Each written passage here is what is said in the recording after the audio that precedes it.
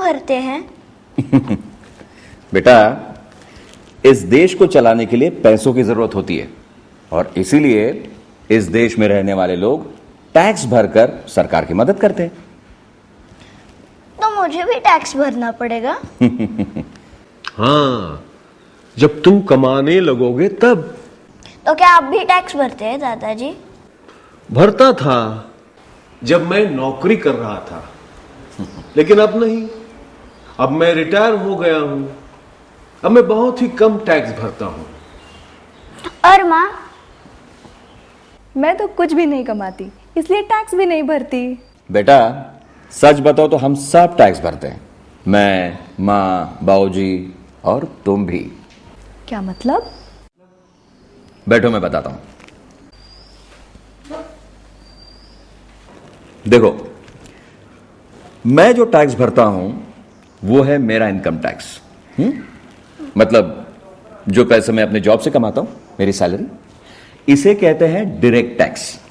और आप लोग जो भरते हो उसे कहते हैं इनडायरेक्ट टैक्स। ये तो किसकी बात कर रहा है?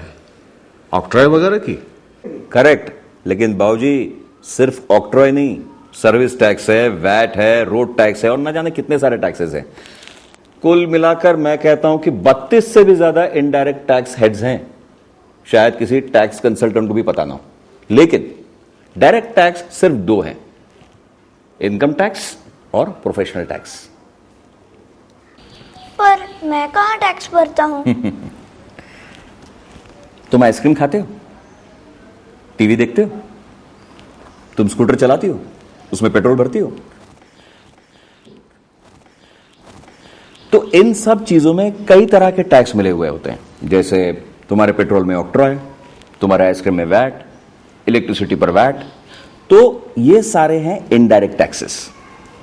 समझ गए? ये तो मैंने सोचा ही नहीं था। ऐसे तो हम गरीब हो जाएंगे। बेटा, हम गरीब ही हैं।